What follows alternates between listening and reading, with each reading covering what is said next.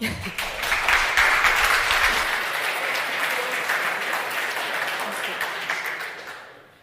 afternoon, everyone. Thanks for having me. So, in this talk, we're going to see how Russia and China outsource their cyber operation or cyber capabilities to private actors. But first, let me present myself. So I'm Alixia. I'm a geopolitical analyst, actually, and I've been working for Quintelligence for 3 years now. So we are European cyber threat intelligence provider, and we do CTI and risk intelligence, digital risk protection as well. So yeah, if you want to know more about us, don't hesitate to reach out. So first, let's start with a bit of methodology so you have an idea how I conducted this research. In terms of sources, I used leaks, US indictments, reports from cybersecurity or IT companies, and academic research. And in terms of scope, so I focused on the outsourcing to private companies and either hackers, independent hackers, or eCrime groups. And in terms of structure, we're going to see the Russian model first, then Chinese, and then do a bit of comparative analysis between the two.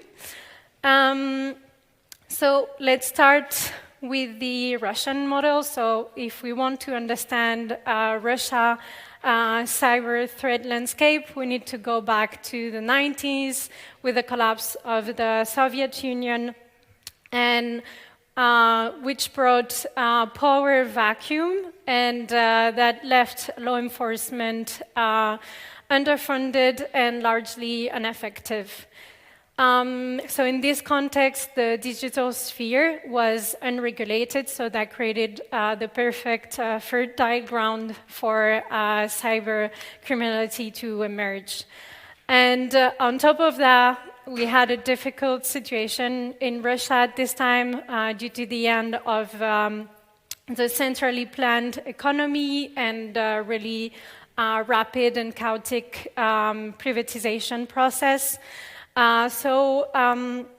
We had a lot of people that struggled during that time, a bit like what we saw with the Killnet presentation this morning. Lots of people struggled, but also IT specialists, really with high skill sets. And those people, some of them decided to turn to cybercrime as an lucrative alternative. And we had kind of the same thing with intelligence officers that worked for the USSR. Some of them were unemployed after the collapse of the USSR, or some of them were underpaid. So some of them decided to leverage their skills and their contacts and offer their services to criminal networks. And over the years, Russian intelligence agencies, they started to mobilize these connections that were tied during this specific period. So now let's see how the intelligence agencies are engaged in cyber operation are organized in Russia. So you have the FSB, the Domestic Intelligence Agency, doing counterintelligence and enforcement, but also focus on Russia near abroad, so the ex-USSR environment.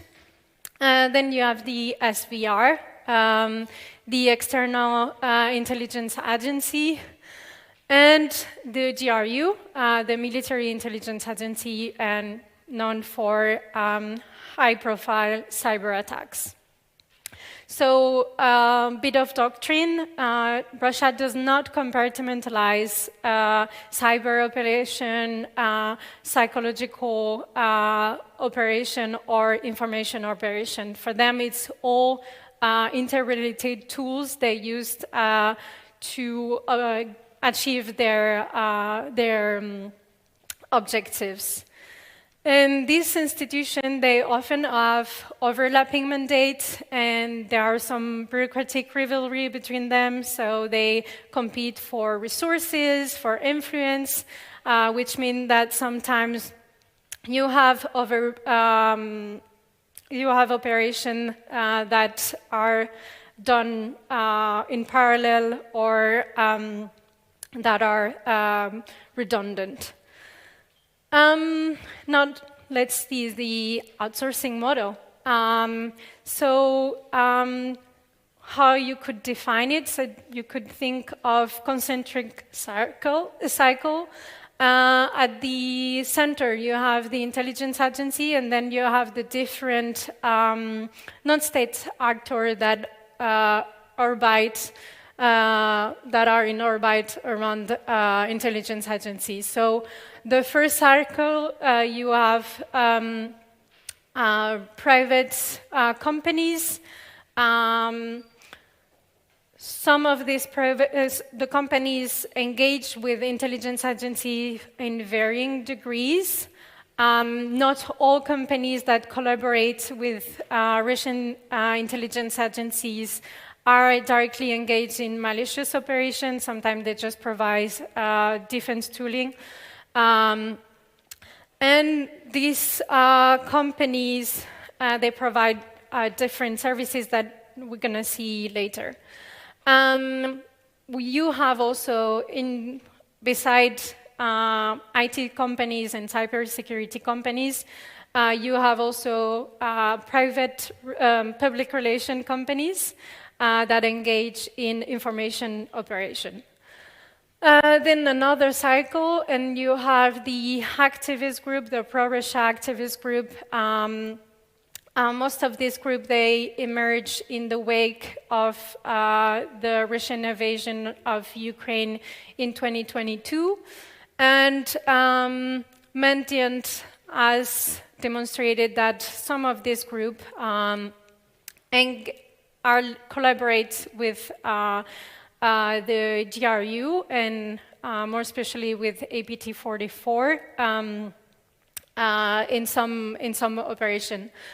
Then another cycle, you have lone wolves, individuals, hackers that are independent that may engage with the state from time to time. And then you have eCrime groups that also do so. It is also plausible that some FSB operatives are embedded in some of these groups. So the leaks that involved Black Basta, Conti, and Trickbot kind of demonstrate that some members have link with the FSB. Either some could be FSB operative or have ties with the FSB. So probably the FSB tried to monitor this group and influence them on a more opportunistic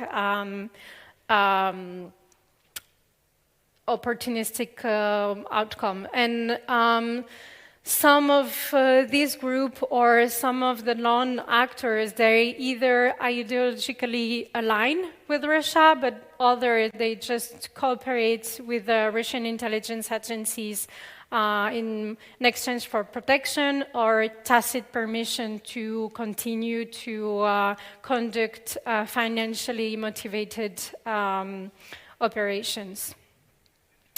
And another aspect of this ecosystem is that these groups are sometimes enablers for state-sponsored threat actors. They provide access, infrastructures, and malicious code is also reused coming from eCrime groups and then reused by state-sponsored actors. Now let's see the services that companies actually provide to the Russian intelligence services.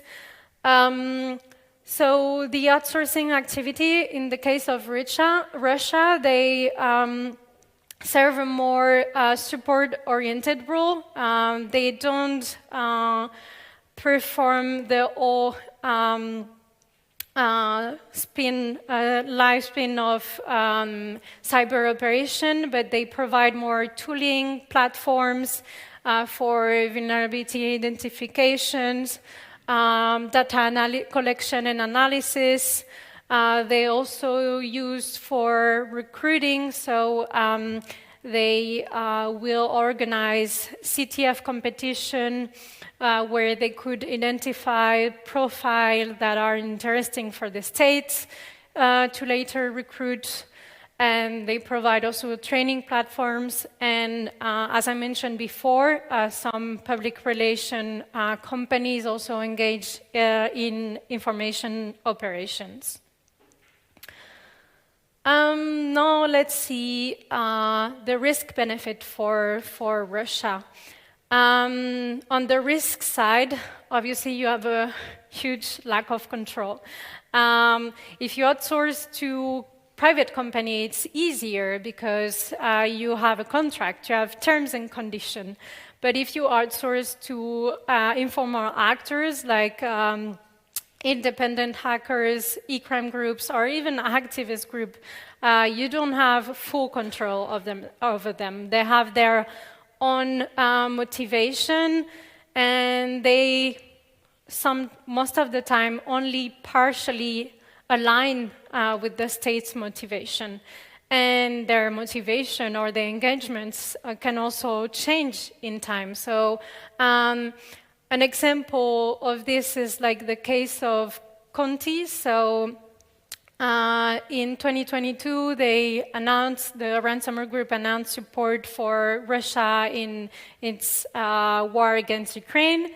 And only 2 days after they announced that, you had a Twitter account that popped up and an internal conversation from the group were leaked. And this, at the end, resulted in the fragmentation and dissolution of the group. So when you engage with this type of actor, it's unpredictable and they are not really reliable. They could also have risky behavior that don't align fully with the state interests or escalating tension with adversaries, for instance. So yeah, uncertain mobilization we've seen as well. So this is all behavior that that are part of the risk from engaging with this kind of actors. In the benefit side, you have reduced costs because you don't have to maintain a pool of highly trained IT specialists, and you have flexibility and innovation because intelligence agencies, they are bureaucratic institutions, and we know that this type of institutions are not the best to be super innovative, super flexible. So this is something they can mobilize from threat actors that are out there on the underground and that are way more agile than state actors. And maybe you wonder why I crossed the plausible deniability, because it's something that is cited a lot in security studies. But I think in this case, it doesn't really make sense because this concept says that if you use a proxy, you can say, no, I have no relation with this entity, it's not me, and therefore you can deny any involvement from the state. But Russia, they don't care. They denied, even if it's their own operative that conduct operations.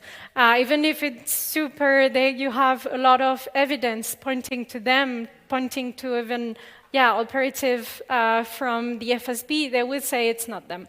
So actually, I think the concept of implausible deniability works better here.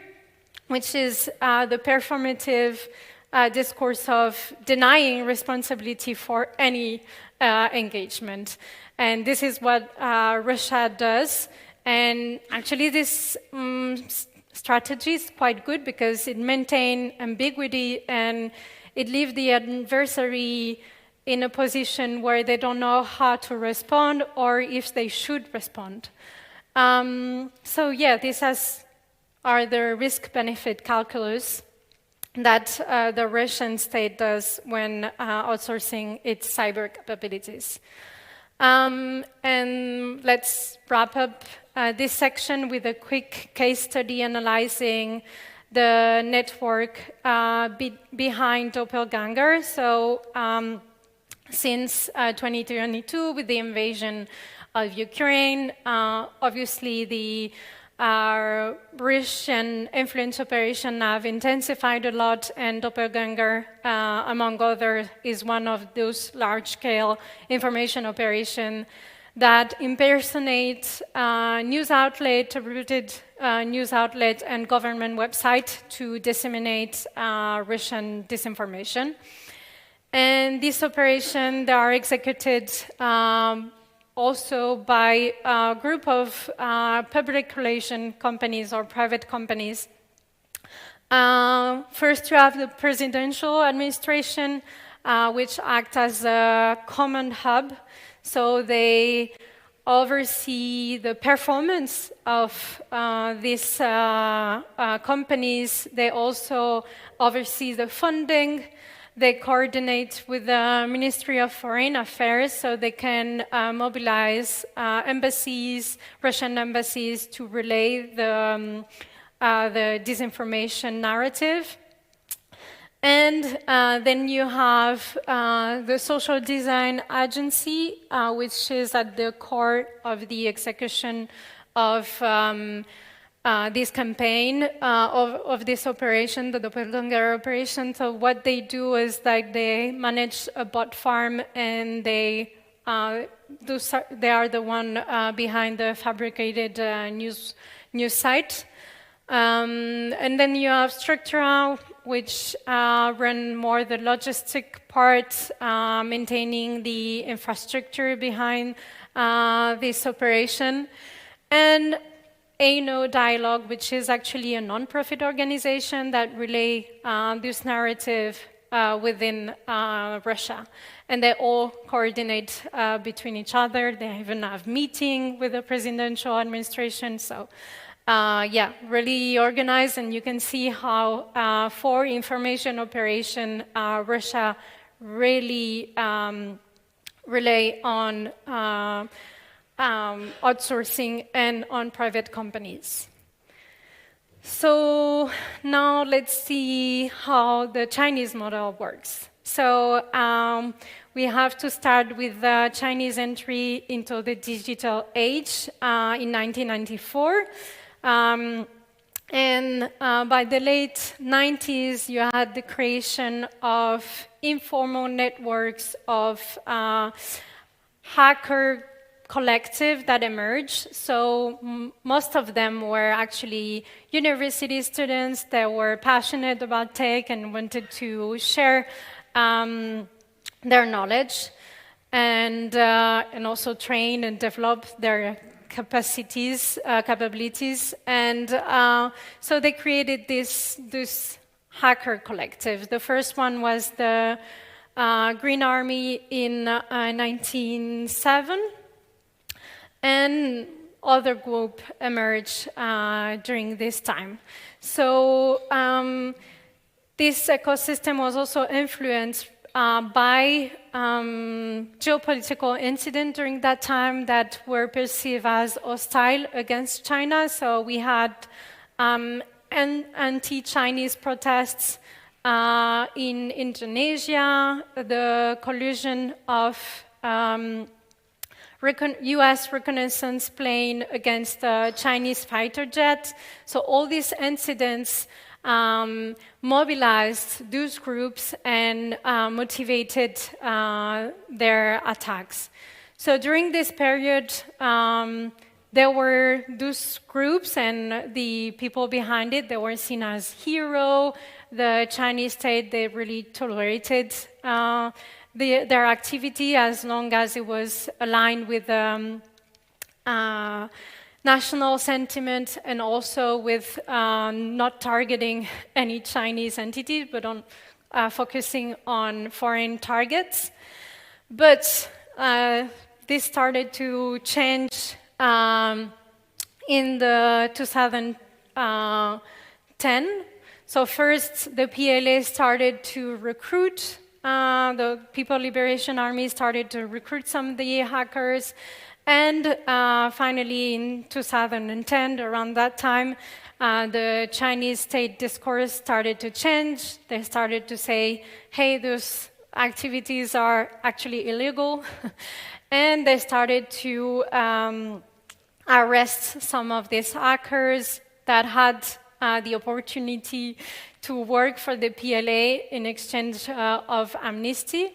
And they also started to gradually impose more control, get more control of the cybersphere in China and anything that was happening online. And around this time, so obviously since their action was were not tolerated anymore, so some individuals, the one with the most technical skills, they joined private companies, either leading IT companies or cybersecurity companies, or they even, some of them funded their own startup. So we're going to see the case of some of them. So you have the first one, Hu Haibo, who was a member of the Green Army and another hacker group that was an active member. And then he founded iSoon in 2010. And in February last year, a leak uncovered all the ties between iSoon and Chinese intelligence services. So then we have Xi Jinping, who was also a member of the Green Army, ex-Focus, and he was really important in that sphere. And it first joined Venustech, so a state affiliated cybersecurity company, and then also in 2010 he founded his own company, Integrity Tech, and same thing. In January this year, the US sanctioned this company for providing infrastructure to the threat actor Flax Typhoon.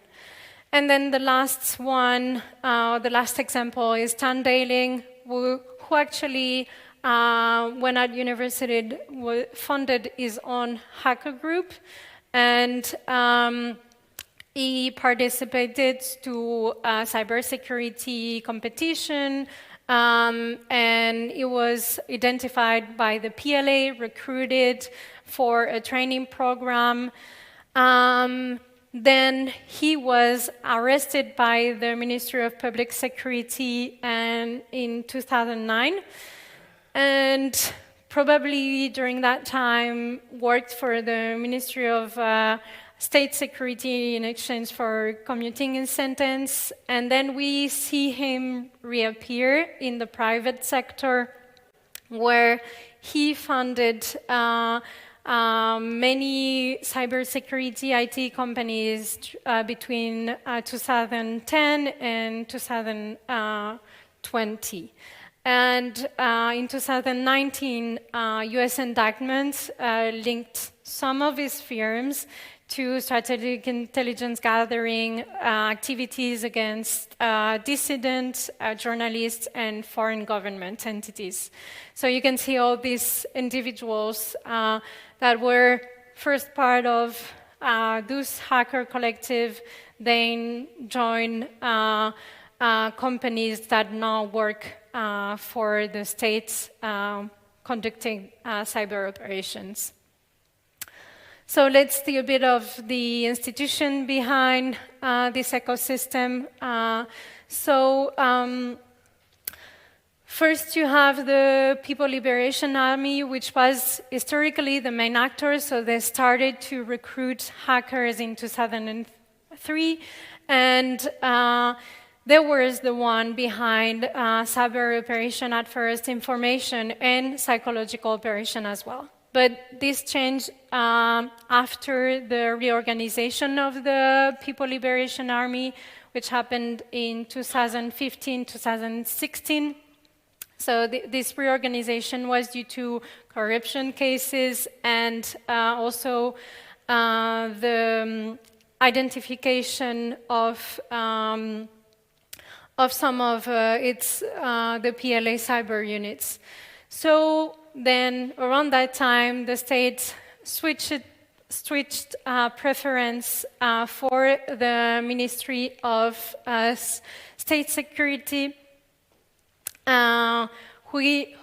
which has a more hybrid working process, mixing in-house capabilities and also a lot of outsourcing.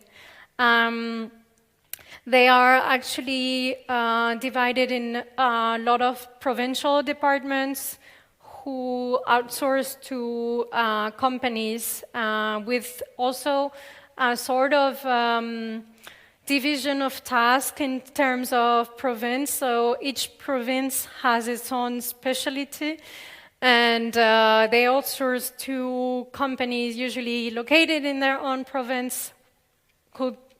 Those companies themselves develop specialization aligned with the state requirements. And then you have the Ministry of Public Security, which is the main law enforcement security agency in China, so more overseeing domestic issues.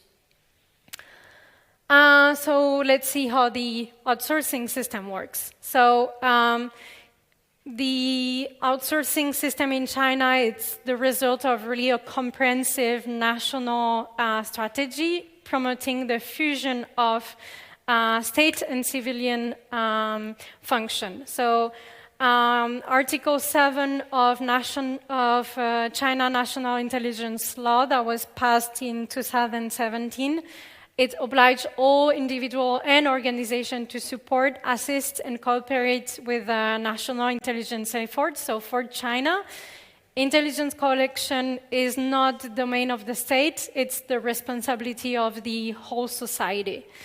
So in practice, this has created a dense and highly competitive environment where you have dozens of cybersecurity or IT companies that range from industry leaders to small and mid-sized enterprise that competes for contracts with intelligence agencies. And it's super common in this environment for some of the bigger companies to contract some smaller companies for some work. So yeah, the state contracts a big company for cyber operation, and then this company delegates to a smaller company that will do a niche part of the contract. And so you have layered of network of subcontracts, and therefore you have varying degree of ties with the state. And this ecosystem is really competitive, and this fosters innovation because each company tries to come out of these tenders and win contracts, and therefore they're really competitive. And they also win contract in based on relationships that have been personal and institutional relationships that are established. And specific aspects of this ecosystem compared to the Russian one is the high degree of autonomy. So some of these companies, they launched their own cyber operation saying, okay, so maybe the state could be interested in this aspect, so I will myself launch a cyber operation targeting data of entities, and then I will propose the information to the state. Sometimes the state is not interested, and sometimes it does. So they kind of trying to get the attention of the different intelligence agency that way, and they're highly autonomous. And yeah, once in this system, they can really conduct a full spectrum of operations. So what are they offering? So it's similar to Russia, but the differentiator here is not hacking for fire, but hacking for hire. So they and yeah, they basically perform everything. Vulnerability identification, hacking for hire, tools and solutions, they offer the full package. Recruiting as well, organizing also competitions where they can identify people with interesting profile for the state, and information operation, even though it's not really developed, at least for the foreign aspect of it in China right now, but this is something that is shifting. So we see more and more Chinese information operation, disinformation operation. Actually, I saw a report from Graphica published just this week about Chinese information operation I think it was in English, French, Spanish, was targeting a lot of different countries and basically anti-Western narrative and pro-China narrative. So yeah, this is something maybe that could, in the coming years, develop in China with more and more private companies offering these services for the state. So now let's see also the risk and benefit for China. So in the case of China, I identified a potential risk of resale of intelligence because you have contractors that initiate their own operation, but sometimes the result doesn't interest intelligence agencies. So either they try to resell to another department, another agency, or maybe they sell it on their own.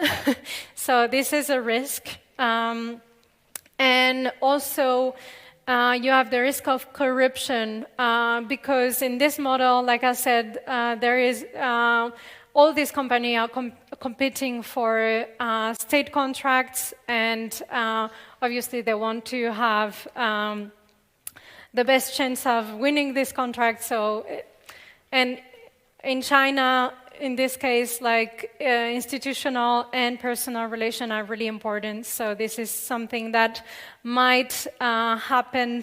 That there are some corruption in the conclusion of this type of contracts. And then obviously you can have risky behavior because when you leave a large autonomy to this company to conduct their own operation against the targets of their choice, obviously this is something you can have consequences that are unexpected and sometimes contradicting the state's objective. But once again, on the benefit sides, You have reduced costs, large flexibility, and also because this environment is super competitive, you have a lot of innovation that you would not have in-house. And same as Russia, actually China always denied any involvement in cyber operation. So yeah, once again, I don't think plausible deniability really mattered to them. They don't care. It's just an efficient model for them. And okay, let's see a case study of how is structured and regulated the Chinese model for the vulnerability discovery and exploitation. So you have a loop here that begins with private cybersecurity company and research entities that organize, capture the flag competition, and they discover vulnerabilities. Or they developed their proof of concept. And since 2018, the participants to this competition, they are legally required to submit any newly discovered vulnerability exploitation technique to the Ministry of Industry and Information Technology before public dissemination.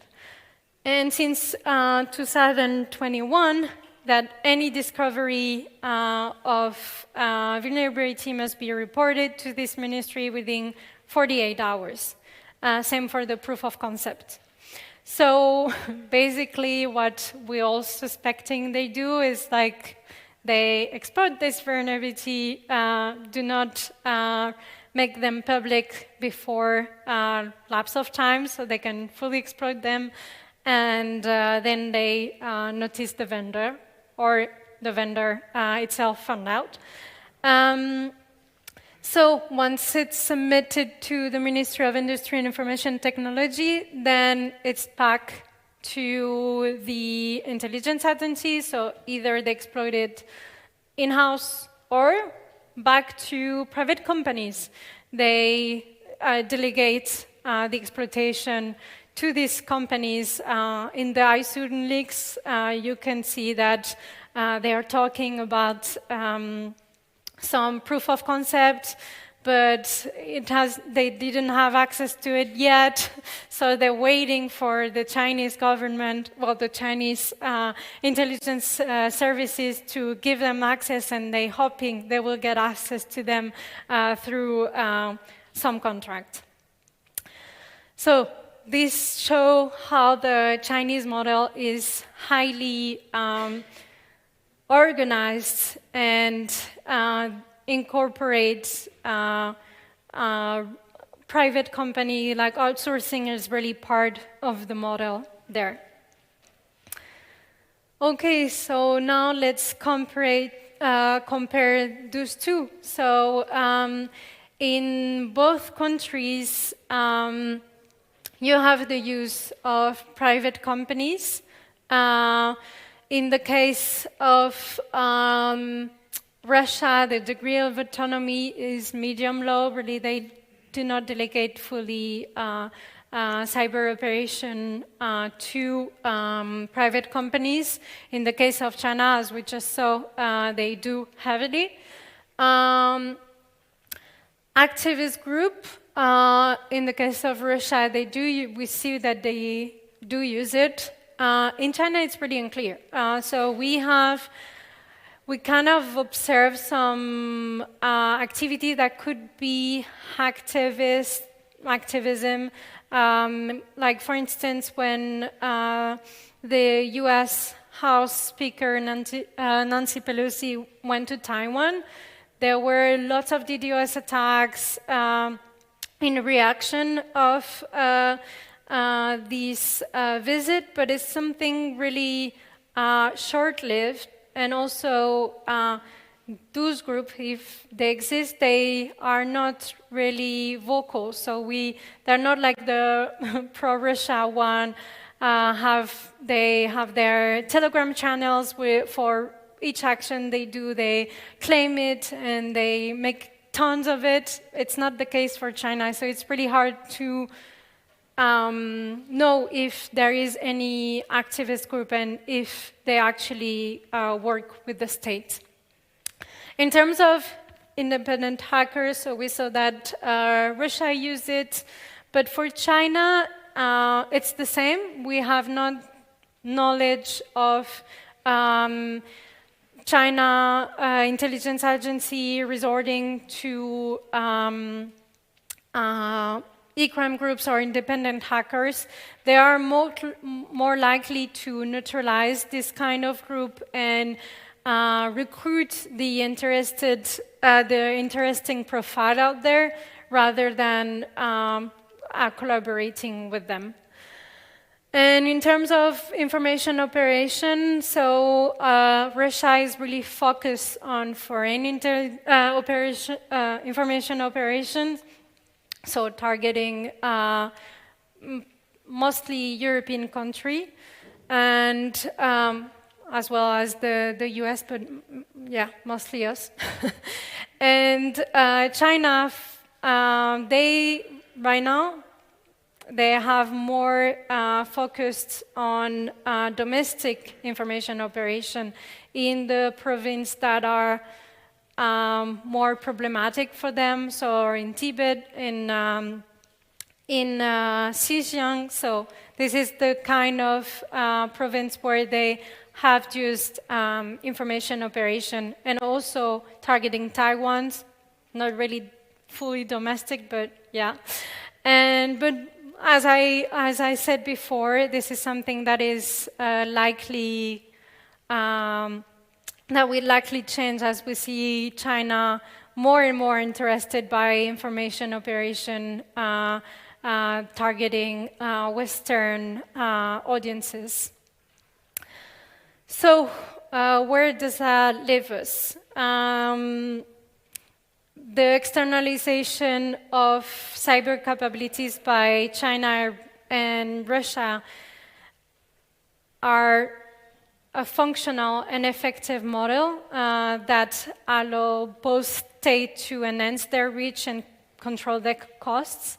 And this system is really effective in authoritarian contexts because these governments, they have limited domestic scrutiny. They can operate with minimal transparency and accountability.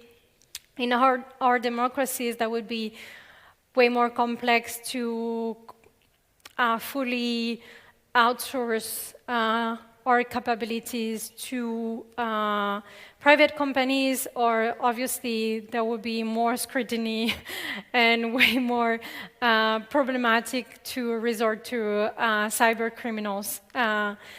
And in such environment, attribution for cyber operation has limited deterrence value. So yeah, they don't care if we identify that this company engaged in cyber operation against Western companies. So even like those companies, especially in China, they have been identified, but they're still running. Like this is not an issue in China to have been identified as a companies operating malicious cyber operation against Western targets. So this model works, and it's probably gonna continue to develop.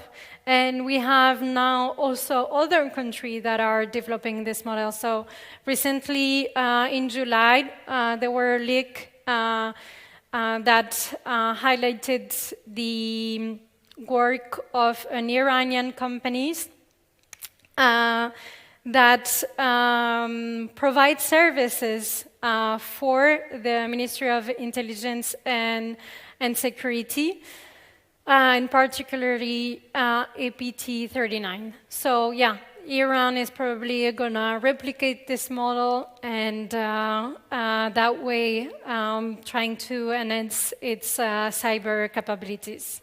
So, yeah, in the medium long term, we'll see more and more companies providing this kind of services. And this is an issue because we have blurred lines between states and non-state actors, and also it's difficult to determine if cyber operation is state-related, has been initiated by the state, or has been endorsed afterwards. So in terms of attribution, it's really complicates our efforts. And also in terms of anticipation, it's harder if you don't know who's behind and the motivation of who's behind the cyber attacks likely to target you. So in terms of analysts and cybersecurity experts, we need to rethink our framework and to our analytical models to explore a new framework to keep pace with the outsourcing model. There have been interesting initiatives this year.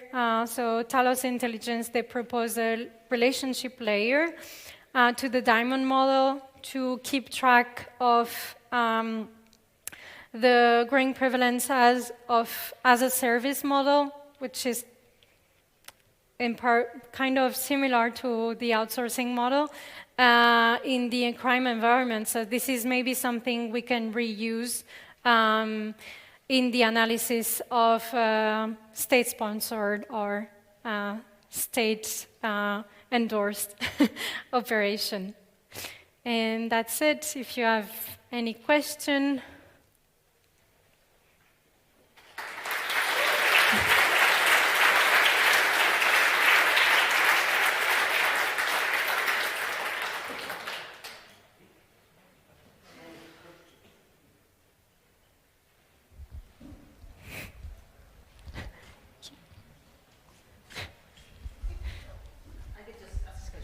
Yeah, I hear you.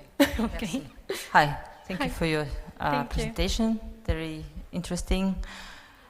So those are China private companies, yeah? Mostly, yes. Which are providing services to the government. Are their main purpose revenue are coming from the private services, or they are actually working mainly for the government? Mainly for the government, yeah. Okay. So that's why they really compete for these government contracts, and they need to differentiate themselves, being super innovative. And also it works because, like I said, like large companies, they sometimes delegate or subcontract another company to do part of the work. And also China is huge. They conduct a lot of operations. So for now, this model works. You have about dozens of companies that have been identified working in this ecosystem, and fully, they do not provide really services for other private companies. Mostly they provide services for intelligence agencies. Yeah, I'm asking because there should be a lot of intelligence already in this area, right? Yeah, I mean, it is, I think we're only uncovering the tip of the iceberg of what China is doing and the operation they're conducting. And just this week we have Side Typhoon. They Western intelligence agency identified they have been targeting telecommunication companies in over 80 countries. So yeah, there is a lot of work for those companies, obviously. So they're busy. Yes. Thank you for that.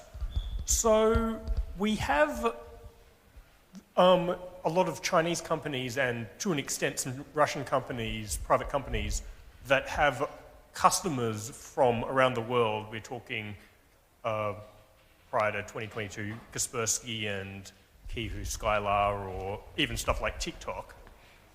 Is there much evidence of them collaborating with their governments and misusing that trust that people have put in them? And what can we do to deal with this? So, I would not say there is a lot of evidence. Some companies, yes, they have been identified having ties with the states, which are not always in a, like I said, they not always directly engage in malicious activities. They can sell some tools to the state, but then they're not fully responsible what the state do with these tools. Then the issue is more that they are required to collaborate with the state. Like in the case of China, it's super clear that if at any point a Chinese intelligence service asks them to collect information on their user or customers to the benefit of the state, then they are required to do it. So this is the issue. To be fully honest, it is also the issue with US companies, because they also required somehow to pass on the data if requested. And what can we do? Not sure we can do much. I think it's important to know it. It's important to have, for the best of our ability, if we can, European providers. But yeah, I mean, we are in a globalized economy, so it's really hard to limit ourselves. But yeah, we have to look at our supply chain and make sure we do the best with it and we limit the risks. But yeah, it's difficult. Thank you. You're welcome. Thanks for the talk. Are there any leaked government contracts from Russia or China? Full contracts. Yeah, in the ISUN was more conversations, some bits of contracts, yes. They exchange maybe more of a subcontract, but not sure I've seen full contracts out there. Thank you. Welcome.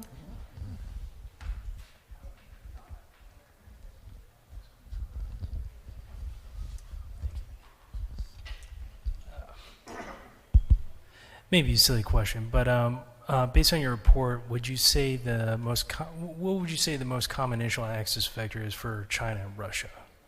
The most? Most common initial access, like, would you say that, I know that Russia likes to use phishing for the most part, but sometimes they'll use exploitation through, let's say, vulnerable services or forward-facing applications. But it sounds like China, based on your report, likes to use recently discovered vulnerabilities or like CTF challenges to find new vulnerabilities and withhold that information. But if it was a publicly disclosed one, they would use that. So keep an eye out for that is something you want to look for. Yeah, in the case of China, they're like CVs, like it's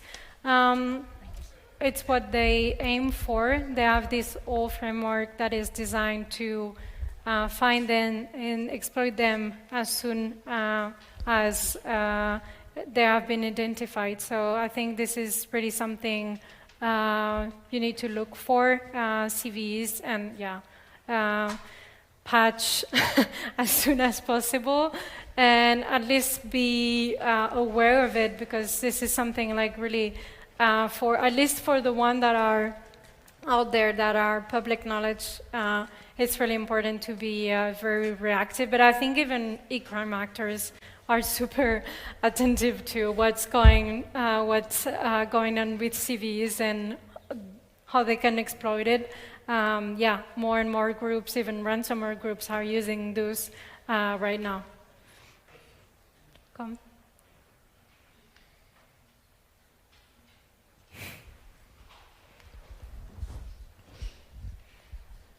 Thank you. For the for the creation of such profiles, do you also do this for Western-based entities, or like all over the world, or is it like limited to? By profile, you mean threat actor profile? Yes. Yeah, this is actually an issue. I think, like the all industry, we have a lack of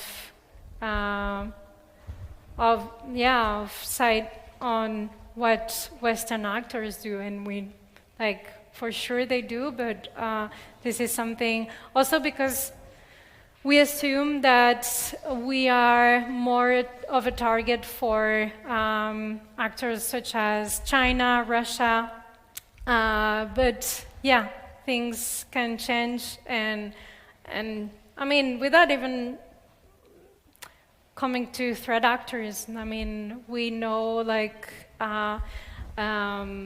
with the Snowden leaks, that the US, for instance, doesn't need a threat actor or to conduct a cyber operation to collect our data. So, but yeah, this is something that the industry and ourselves as well, analysts, should do more, trying to find out.